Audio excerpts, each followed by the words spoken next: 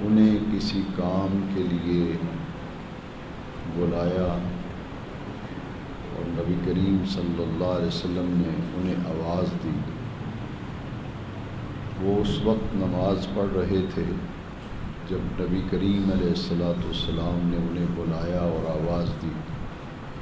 اپنی نماز مکمل کرنے کے بعد وہ حضور کی خدمت اقدس میں حاضر ہوئے اور نبی کریم صلی اللہ علیہ وسلم نے پوچھا، اے ابی، میں نے تجھے بلایا، آواز دی، تم نے آنے میں تاخیر کر دی اور میری آواز دینے اور بلانے کے کافی دیر بعد تم آئے ہو۔ ابی ابن کعب رضی اللہ عنہ عرض کرتے ہیں، یا رسول اللہ صلی اللہ علیہ وسلم، میں نماز پڑھ رہا تھا جب نے آپ مجھے بلایا اور آواز دی۔ تو حضور نبی کریم صلی اللہ علیہ وسلم نے فرمایا، کیا تم نے اللہ کا یہ حکم نہیں سنا، یا ایھا الذین آمنوا استجیبوا للہ وللرسول اذا دعاکم لما یحییکم۔ نماز پڑھنے والے، تو نے اللہ کا یہ حکم نہیں سنا کہ جب اللہ تمہیں بلائے یا اللہ کا رسول بلائے تو سارے کام چھوڑ کر اللہ اور اس کے رسول کے بلاوے پر ان کی بارگاہ میں، ان کی خدمت میں حاضر ہو جاؤ اور جس کام کے لیے وہ ارشاد فرمائیں وہ کام مکمل کرو۔ انہوں نے عرض کی، حضور میں نماز پڑھ رہا تھا اس لیے آنے میں تاخیر ہو گئی۔ تو حضور نے انہیں ارشاد فرمایا، تو نے اللہ کا حکم نہیں سنا، اور یہ آیت کریمہ سنائی۔ اس آیت کریمہ میں یہ حکم دیا گیا کہ جب نبی کریم علیہ السلام بلائیں تو ان کے بلانے پر نماز بھی آدمی پڑھ رہا ہو تو جہاں آواز سنے اسی وقت نماز ختم کر کے وہ حضور کی خدمت اقدس میں حاضر ہو جائے۔ امام قسطلانی رحمۃ اللہ تعالی علیہ نے اس آیت مبارکہ کے تفسیری مضامین میں بیان فرمایا، اس سے یہ مسئلہ طے پا گیا کہ حضور کے بلانے پر نماز کی ادائیگی بھی ترک کر کے تو حضور کی خدمت میں حاضر ہونے کا اللہ تبارک و تعالی نے قرآن مجید میں حکم دیا، اور جس کام کے لیے حضور ارشاد فرمائیں، مثال دے کے سمجھایا کہ حضور ارشاد فرمائیں کہ یہ پیسے لے جاؤ اور بازار سے فلاں سودا سلف لے آؤ، وہ پیسے لے کے بازار جاتے ہیں، مسجد سے نکلتے ہیں، جوتا بھی پہنتے ہیں اور سامان خرید کر حضور کی خدمت میں پیش کرتے ہیں۔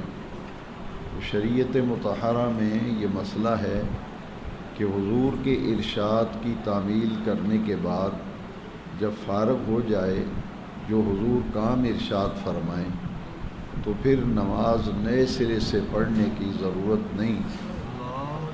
جہاں نماز میں تھا اور حضور کی آواز سن کر جا کر ارشاد کی تعمیل کی، کام مکمل کیا، اب شرعی حکم یہ ہے کہ جہاں نماز چھوڑ کے گیا تھا واپس آ کر وہاں سے نماز آگے پڑھے گا، اس کو نئے سرے سے نماز پڑھنے کی ضرورت نہیں۔ ایک اور مثال بھی دے کے سمجھائی گئی بات کہ اگر آدمی رکوع میں ہے اور رکوع میں کم از کم مقدار ہے تسبیح کی، سبحان ربی العظیم، کم از کم 3 مرتبہ پڑھے جائے، 5 مرتبہ، 7 مرتبہ یا 9 مرتبہ، بالفرض اگر کسی نے 2 مرتبہ پڑھا سبحان ربی العظیم، سبحان ربی العظیم، ادھر حضور کی آواز آ گئی، آقا کریم صلی اللہ علیہ وسلم نے بلا لیا، تو آگے پڑھنا جائز نہیں۔ جہاں حضور کا حکم سنا ہے وہیں نماز فوراً ختم کر کے تو حضور کی خدمت میں حاضر، اور جس کام کے لیے نبی کریم علیہ السلام فرمائیں وہ کام کرے، اور کام کر کے آ کے پھر اللہ اکبر کہہ کے رکوع میں چلا جائے اور ایک مرتبہ سبحان ربی العظیم پڑھ کے سمع اللہ لمن حمدہ پڑھ کے باقی نماز مکمل کر لے، اس کی نماز مکمل ہو جائے۔ اس لیے کہ نماز نام ہے اللہ اور اس کے رسول سے ہم کلام ہونے کا۔ نماز اللہ اور اس کے رسول سے ہم کلام ہونے کا نام ہے۔ جب نماز شروع کرتا ہے نمازی تو اس میں جب وہ پڑھتا ہے سبحانک اللہم و بحمدک و تبارک اسمک و تعالی جدک، تو اللہ سے ہم کلام ہوتا ہے۔ پھر وہ پڑھتا ہے سورہ فاتحہ تو اللہ سے کلام کرتا ہے الحمدللہ رب العالمین۔ ساری خوبیاں اس اللہ کے لیے ہیں جو تمام جہانوں کا پالنے والا ہے، پروردگار۔ اور نماز میں ہی حضور سے ہم کلام ہوتا ہے السلام علیکہ ایھا النبی ورحمۃ اللہ وبرکاتہ۔ یہ کاف ضمیر خطاب کی ہے کہ ڈائریکٹ حضور سے خطاب کرتا ہے، عرض کرتا ہے، ہم کلام ہوتا ہے، سلام ہو آپ پر اے اللہ کے نبی، السلام علیکہ ایھا النبی ورحمۃ اللہ وبرکاتہ۔ تو نماز میں بندہ نمازی جو ہے اللہ اور اس کے رسول سے ہم کلام ہوتا ہے، لہذا حضور کے بلاوے پر نماز چھوڑ کر چلے جانا اور کام کی تکمیل کے بعد پھر نئے سرے سے پڑھنے کی ضرورت نہیں۔ جہاں نماز چھوڑ کے گیا تھا وہاں سے نماز شروع کرے اور باقی نماز اپنی مکمل کر لے۔ آج کی نماز تراویح میں ہم نے اس مبارک آیت کریمہ کی سماعت کی، اور اس میں ایک اور نقطہ بہت ہی لطیف نقطہ ہے جس سے اہل ایمان جو ہیں ان کا عقیدہ مضبوط ہوتا ہے، اور نبی کریم علیہ السلام سے جو محبت، عقیدت اور احترام کا رشتہ ہے اس میں بڑی مضبوطی آتی ہے۔ وہ کیا ہے؟ آیت کریمہ کا مضمون ہے استجیبوا للہ وللرسول۔ اللہ بلائے یا اللہ کا رسول بلائے تو فوراً جواب دیا کرو۔ استجیبوا، فوراً جواب دیا کرو۔ کیا مطلب؟ کہ جب بلائیں تو فوراً ان کی خدمت میں حاضر ہو جاؤ۔ یہاں دو ذاتوں کا ذکر ہے، ایک اللہ کریم کی ذات اور ایک رسول کریم علیہ السلام کی ذات۔ استجیبوا للہ وللرسول اذا دعاکم، یہ دعا جو ہے یہ واحد کا صیغہ ہے، حالانکہ ذاتیں دو ہیں کہ اللہ بلائے اور اللہ کا رسول بلائے، لیکن یہاں صیغہ واحد کا استعمال کیا۔ اذا دعاکم، تمہیں جب بلائیں، تو اس سے مراد کیا ہے؟ ذاتیں تو دو ہیں تو تثنیہ کا صیغہ ہونا چاہیے۔ اردو اور باقی تمام زبانوں کے اندر دو ہی صیغے ہیں، ایک واحد کا صیغہ اور ایک جمع کا صیغہ، لیکن عربی واحد زبان ہے جس میں دو کے لیے تثنیہ کا صیغہ آتا ہے۔ باقی ہر زبان میں جمع کا صیغہ شروع ہوتا ہے دو سے، دو اور دو سے زیادہ جتنے افراد ہوں گے صیغہ جمع کا ہوگا، لیکن عربی زبان کا معاملہ ذرا مختلف ہے۔ عربی میں دو کے لیے تثنیہ کا صیغہ آتا ہے اور جمع شروع ہوتی ہے تین سے اوپر۔ ہر زبان میں جمع شروع ہوتی ہے دو سے، لیکن عربی زبان میں تین سے جمع کا صیغہ شروع ہوتا ہے، دو کے لیے تثنیہ کا صیغہ استعمال ہوتا ہے۔ چونکہ اللہ اور اس کے رسول دو ذاتوں کا ذکر ہے تو صیغہ تثنیہ کا ہونا چاہیے تھا، تثنیہ کا صیغہ یوں ہونا چاہیے تھا اذا دعواکم، تثنیہ کا صیغہ ہے کہ اللہ بلائے، اللہ کا رسول بلائے، دو ذاتوں کا ذکر، لیکن صیغہ واحد کا استعمال ہوا۔ اس لیے واحد کا صیغہ استعمال ہوا کہ اللہ تبارک و تعالی نے پسند فرمایا کہ ہر کسی کو یہ مسئلہ معلوم ہو جائے کہ اللہ کا بلانا اس کے رسول کا بلانا ہے، رسول کا بلانا اللہ کا بلانا۔ یہ صیغہ واحد کا اس لیے استعمال کیا کہ یہ کوئی الگ الگ بلاوے نہیں ہیں، کہ اللہ کا بلاوا الگ ہے، رسول کا بلاوا الگ ہے۔ ذاتیں دو ہیں مگر دونوں کا بلاوا ایک ہے۔ آج کی منزل میں ایک اور آیت کریمہ گزری، اسے اس کے ساتھ ملائیں تو بڑا لطف آئے گا اور مضمون بڑا واضح ہو جائے گا۔ وہاں بھی دو ذاتوں کا ذکر ہے لیکن وہاں ضمیر واحد کی آئی ہے، ذاتیں دو ہیں، ضمیر یہاں صیغہ واحد کا، وہاں ضمیر واحد کی۔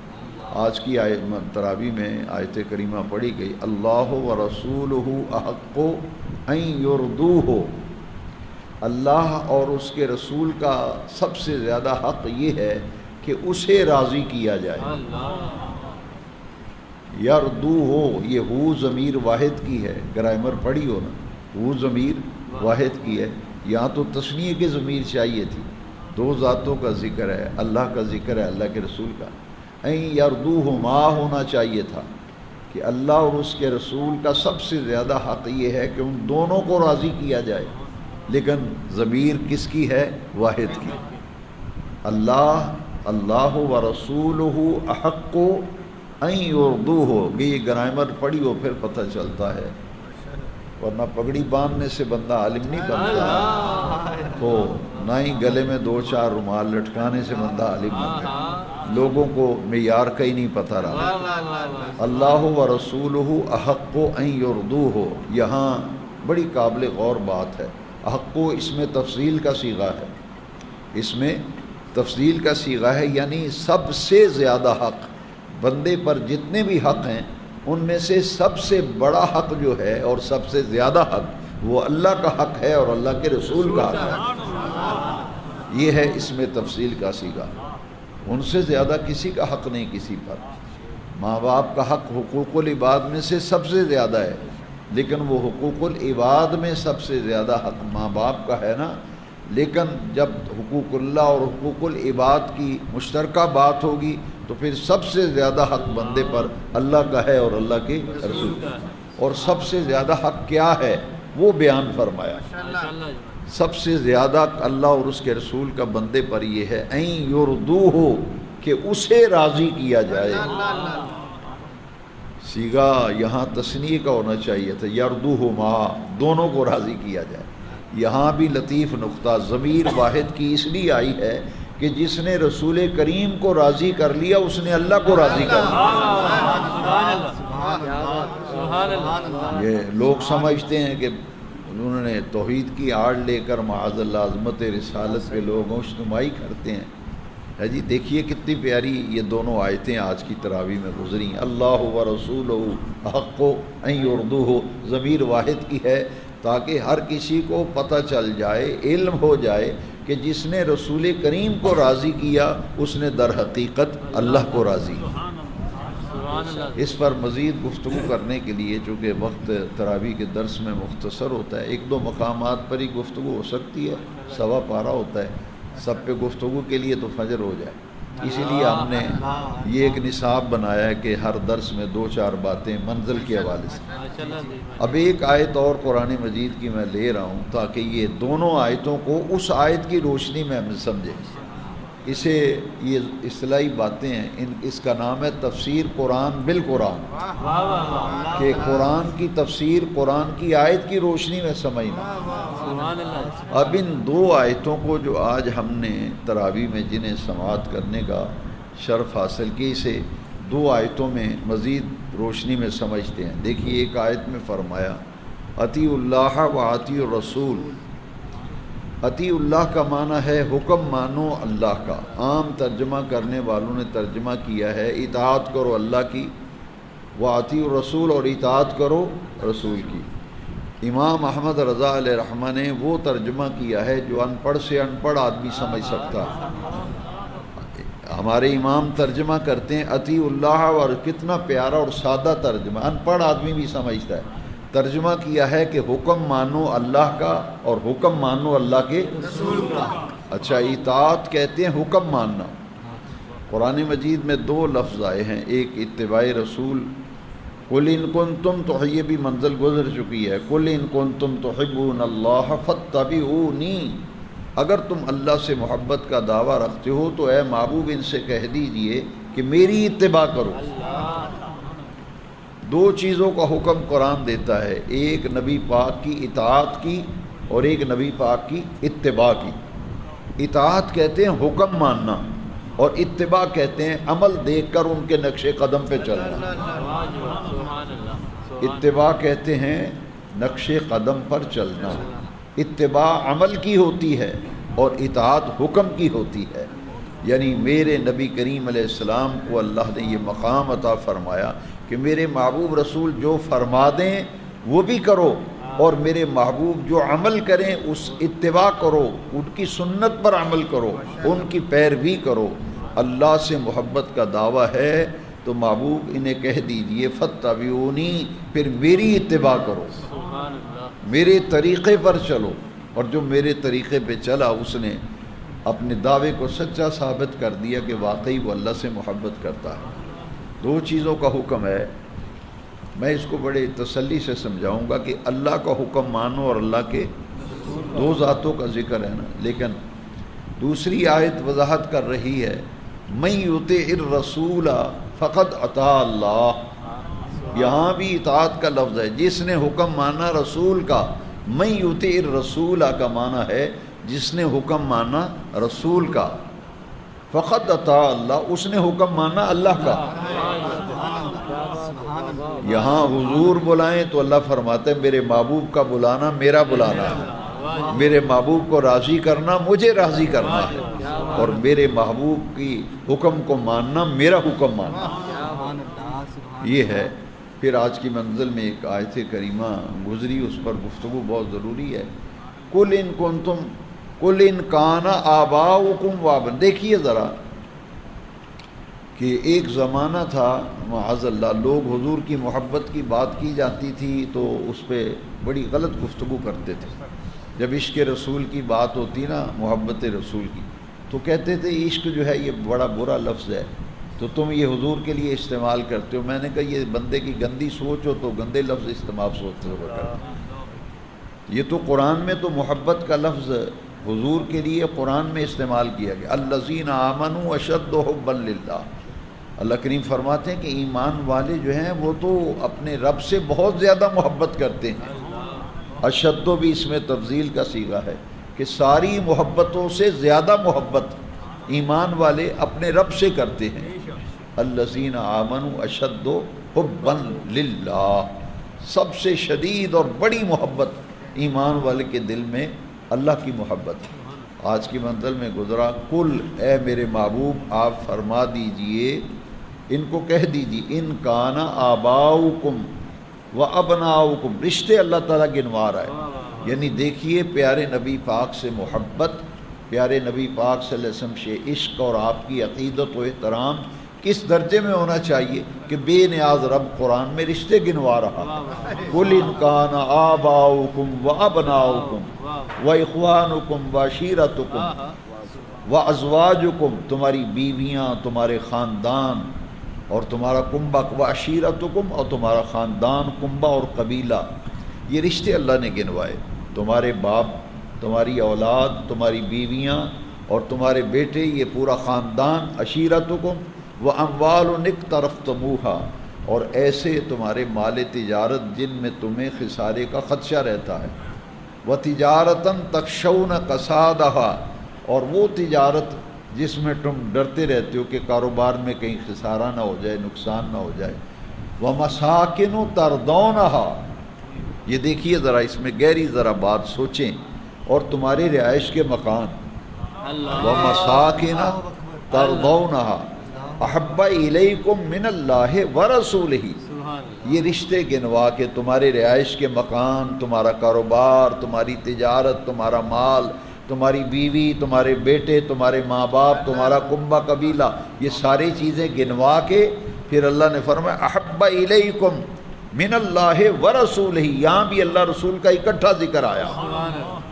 کہ اگر اللہ اور اس کے رسول کی محبت سے ان ساری چیزوں میں سے کسی چیز کی محبت بڑھ گئی اور اللہ رسول کی محبت کم ہو گئی، بیوی کی محبت زیادہ ہو گئی، باپ کی محبت زیادہ ہو گئی، بیٹوں بیٹیوں کی محبت زیادہ ہو گئی، خاندان کی محبت زیادہ ہو گئی، کاروبار کی محبت زیادہ ہو گئی، رہائش کے مکان تمہیں زیادہ پیارے لگنے لگے، کس سے؟ اللہ اور اس کے رسول کی محبت سے۔ تو فرمایا فتربصوا، پھر انتظار کرو، حتی یأتی اللہ بامرہ، یہاں تک کہ اللہ تمہارے بارے میں اپنا فیصلہ لے آئے۔ اس آیت سے معلوم یہ ہوا کہ دنیا کے ہر رشتے اور دنیا کے ہر تعلق اور دنیا کی ہر شے سے کیونکہ یہاں رہائش کے مکان بھی گنے گئے، مال تجارت بھی گرا گیا، کاروبار بھی گرا۔ ان ساری چیزوں سے اور سب رشتوں سے بڑھ کر اگر دل میں محبت ہونی چاہیے تو وہ اللہ اور اس کے رسول کی محبت ہونی چاہیے۔ یہ ایمان کے کامل ہونے کی نشانی ہے حضور کی محبت۔ الا لا ایمان لمن لا محبت له، الا لا ایمان لمن لا محبت له۔ اس کے پاس تو ایمان ہے ہی نہیں جس کے پاس اللہ اور اس کے رسول کی محبت نہیں ہے۔ تو ہر رشتے سے بڑھ کر محبت کس کی ہونی چاہیے؟ اللہ اور اس کے رسول کی۔ اور بہت سے مضامین آج کی منزل میں پڑھے گئے جو منافق کے جنازے سے بھی روکا گیا۔ آج کی منزل ابن ابی کا جنازہ نبی کریم علیہ السلام نے پڑھایا اور حضرت عمر رضی اللہ تعالیٰ عنہ حضور کے آگے کھڑے ہو گئے تھے، یعنی حضور وہ دیکھتے تھے کہ یہ تو حضور کا سب سے بڑا دشمن ہے۔ ابن ابی منافق تھا، نماز بھی حضور کے پیچھے پڑھتا تھا، دیکھیے ذرا، نماز بھی حضور کے پیچھے ہر نماز میں آ رہا ہے، اور اندر سے حضور کا سب سے بڑا دشمن جو ہے وہ تھا ابن ابی، عبداللہ ابن ابی۔ یہ جب مرا تو حضور اس کے جنازے پہ تشریف لے گئے۔ کیوں لے گئے؟ اس لیے کہ اس کی آیت کی تفسیر آج کی منزل میں گزری ہے کہ حضور اس لیے تشریف لے گئے تھے کہ وہ جن لوگوں کو حضور کے خلاف بھڑکاتا تھا، نماز بھی حضور کے پیچھے پڑھتا تھا اور نمازیوں کو حضور کے خلاف بھڑکاتا تھا، یہاں تک بھڑکایا کہ اس نے اپنی ایک علیحدہ مسجد بنا دی مدینہ منورہ میں، اور قرآن مجید میں اس مسجد کا ذکر آیا والذین اتخذوا مسجدا ضرارا کفرا وتفریقا بین المؤمنین۔ یہ ہمارے سادہ لوگ کہتے ہیں جی ساری مسجدیں اللہ کی ہیں، لیکن اس مسجد کو قرآن میں اللہ نے فرمایا یہ وہ مسجد ہے جو اللہ رسول کے دشمن کی کمین گاہ ہے۔ بنائی مسجد ہے لیکن بے نیاز رب نے قرآن میں آیتیں نازل کر دی والذین اتخذوا مسجدا ضرارا کفرا وتفریقا بین المؤمنین۔ یہ مسجد ایسی ہے جو مسلمانوں کے درمیان تفرقہ ڈالنے کے لیے بنائی گئی، کفرا وتفریقا، اس کی بنیاد کفر پر ہے، یعنی نبی کریم علیہ السلام کی بے ادبی، گستاخی، حضور کے خلاف وہاں میٹنگیں ہوتی تھیں۔ یہ حضور کی ظاہری حیات طیبہ میں مدینہ شریف میں ایک مسجد بنا دی، اور منافق اندر سے بڑا غلیظ ہوتا ہے نا، حضور کی دشمنی عداوت میں مسجد بنائی اور شرم نہیں آئی، پھر حضور سے آ کے کہتے ہیں کہ وہاں آپ افتتاح فرما دیں۔ حضور سے کیا کہا آ کے؟ تو حضور غزوے پہ تشریف لے جا رہے تھے، تو حضور نے فرمایا کہ میں تو غزوے پہ جا رہا ہوں، تو انہوں نے کہا کہ ایسا کریں کہ بس ایک نماز پڑھا دیں ہماری مسجد میں۔ اندر سے مخالفت بھی کرتے تھے اور حضور سے افتتاح بھی کرا رہے ہیں، اور یہ بھی کہا کہ ایک نماز بھی پڑھا دیں تاکہ لوگوں کو مغالطہ دیں گے کہ دیکھو اس مسجد میں تو حضور نے نماز پڑھائی ہے، افتتاح کیا ہے۔ تو اللہ کریم نے پھر ارشاد فرمایا کہ یہ مسجد جو ہے مسجد ضرار ہے، یعنی نقصان پہنچانے والی، ارصاد لمن حارب اللہ ورسولہ، اللہ اور اس کے رسول کے دشمن کی کمین گاہ ہے۔ تو حضور جب غزوے سے واپس آئے تو اللہ کریم نے پھر اپنے محبوب سے حکم دیا، وہ مسجد گرا دی گئی، مسجد گرائی گئی، اور اس کو پھر حضور نے حکم دیا آگ لگا دی گئی۔ کیوں؟ یہ مسجد نام مسجد تھا لیکن وہاں حضور کے خلاف باتیں ہوتی تھیں، حضور کے خلاف تقریریں ہوتی تھیں، حضور کی منصب اور مقام و مرتبے کے بارے میں وہاں معاذ اللہ ناپاک منصوبے بنائے جاتے تھے۔ ارصاد لمن حارب اللہ ورسولہ، یہ اللہ رسول کے دشمن کی کمین گاہ ہے۔ آج بھی وہ مدینہ منورہ میں وہ جگہ ہے، کئی لوگ جاتے ہیں کہتے ہیں منافقوں کے محلے جانا ہے، محلے کا نام ہی کیا ہے؟ منافقوں کا محلہ، یعنی اس زمانے میں اس محلے میں منافق رہتے تھے اور مسجد بھی منافقوں کی تھی۔ تو کئی لوگ، مجھے علامہ الہی بخش صاحب رحمۃ اللہ علیہ کے ساتھ 1997 میں جب میں مدینہ منورہ حاضر ہوا 97 میں، تو وہ مجھے کہنے لگے کہ میرا دل کرتا ہے وہ جگہ تو دیکھوں جہاں حضور کے خلاف یہ پروپیگنڈے کرتے تھے اور مسجد بنائی تھی۔ تو ہم نے کہا جی اس جگہ کو کیا فائدہ دیکھنے کا، نوست ہی ہوگی۔ کہتے ہیں نہیں، یہ دیکھنا ہے کہ حضور کے دشمن جو ہیں کیسے کیسے منصوبے بناتے تھے۔ وہاں جب دیکھنے کے لیے گئے تو ایک دکاندار تھا، اس نے ہمیں دیکھتے ہی کہا، اور عربی تھا، کہتے کہ آپ منافقوں کے محلے آئے ہیں، کہتے کہ یہاں اب تو یہاں حضور منافق نہیں ہے، اب تو حضور کے غلام رہتے ہیں، ان کا یہ وہ جگہ ہے جہاں حضور کے دشمن زیادہ تعداد میں تھے، انہوں نے مسجد بنائی تھی اور اس جگہ پہ حضور کے خلاف منصوبے کرتے تھے۔ تو حضور اس لیے تشریف لے گئے جناب حضرت عمر رضی اللہ عنہ، بڑی ایک بات تھی کہ حضور کے آگے کھڑے ہو گئے تھے کہ حضور میں نے آپ کو نہیں جانے دینا، اور یہ ان کا کیوں تھا؟ حضور کی محبت میں، یہ حضور کی محبت، حضور ہم جانتے ہیں وہ آپ کو برا بھلا کہتا ہے، آپ کے خلاف پروپیگنڈے کرتا ہے، باتیں کرتا ہے، نماز پڑھ کے جب باہر نکلتے ہیں نماز حضور کے پیچھے پڑھ رہے ہیں، اور گلی میں جا کے پتہ کیا کہتے ہیں، ہیں جی یہ اچھے نبی ہیں، ہم اوپر سے نمازیں پڑھتے ہیں، اوپر سے کلمے پڑھتے ہیں، انہیں پتہ ہی نہیں کہ یہ مجھے اندر سے نہیں مانتے، انہیں علم ہی نہیں۔ پھر وہ بھی آیت کریمہ پچھلی منظر میں گزر چکی ہے سورہ آل عمران میں، کہ اللہ کریم نے فرمایا کہ یہ تو ایک پردہ تھا نا، اب وقت آ گیا منافقوں کو بے نقاب کیا جائے۔ تو نبی کریم علیہ السلام ممبر پہ تشریف لائے، جتنے منافق تھے نا مسجد میں بیٹھے ہوئے، تو حضور نے ایک ایک کا نام لیا، عورتیں بھی تھیں اور مرد بھی تھے۔ منافق کا حضور نام لیتے تھے، اس کے باپ کا نام لیتے تھے، یہاں فلاں ابن فلاں، اس کا جب نام لیتے تو حضور فرماتے قم، کھڑا ہو جا۔ وہ جب کھڑا ہوتا حضور فرماتے اخرج من المسجد، نکل جا مسجد سے۔ 300 سے زیادہ مرد تھے اور 200 سے زیادہ عورتیں، جن کا نام لے کر حضور نے مسجد سے نکال دیا۔ جب نکالا تو نکالنے کے بعد انہوں نے جا کے علیحدہ مسجد بنا لی، سانو کٹ چھڈے ہونا سا اپنی مسجد بکری بنانی۔ پھر اس مسجد کو گرایا گیا، اسے آگ لگائی گئی ہے جی، اور وہ منافق جب مرا جس نے یہ سارا کام کیا تو وہ سردار تھا۔ اور یہ غزوہ احد جو ہے، دیکھیے شوال آ رہا ہے نا عید کے بعد، اس شوال کے مہینے میں غزوہ احد ہوا تھا۔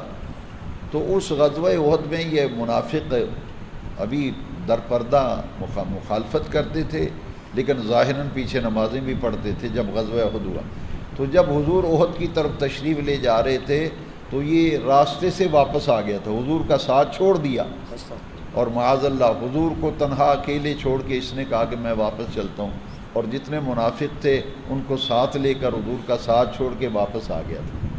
تو یہ اس کے جب یہ مرا تو حضرت عمر نے کہا کہ میں تو نہیں جانے دوں گا۔ جب یہ مرنے لگا تو اس نے کہا کہ نبی پاک سے، اپنے بیٹے کو کہا کہ حضور کے پاس جاؤ، ان سے کہو کہ وہ کپڑا قمیص کا کرتا جو حضور کے جسم عطر سے لگا ہوا ہے نا، وہ مجھے دے دیں تاکہ میں اس میں میرے کفن میں رکھ دیا جائے، شاید میری نجات ہو جائے۔ اب وہ جو اس کے حواری تھے نا منافق، ٹولہ پورے کا پورا دشمنوں کا، انہوں نے کہا یار عجیب بات ہے، ساری زندگی مخالفت کرتا رہا اور ہمیں بھی حضور کی مخالفت پہ اکساتا تھا، اب یہ کہتا ہے کہ کرتا لے آؤ۔ یہ کیسا منافق ہے کہ آخری وقت میں ان کا سہارا لے رہا ہے جن کی مخالفت کرتا رہا ہے۔ تو حضور نبی کریم صلی اللہ علیہ وسلم کے پاس ابی ابن کعب، عبداللہ ابن ابی کا بیٹا جب آیا کہ آپ جنازہ پڑھا دیں، تو حضور تشریف لے گئے۔ کیوں؟ یہ اللہ کی مشیت تھی کہ حضور تشریف لے جائیں گے تو ایک ہزاروں کی تعداد میں لوگ جو ہیں وہ منافق جو ہیں وہ اسلام میں واپس آ جائیں گے۔ انہوں نے کہا یہ آخری وقت ان کا سہارا ڈھونڈ رہا ہے جن کی مخالفت کر رہا ہے، تو کیوں نہ اس نبی کا کلمہ پڑھیں جس کا یہ سہارا ڈھونڈ رہا ہے۔ سبحان اللہ۔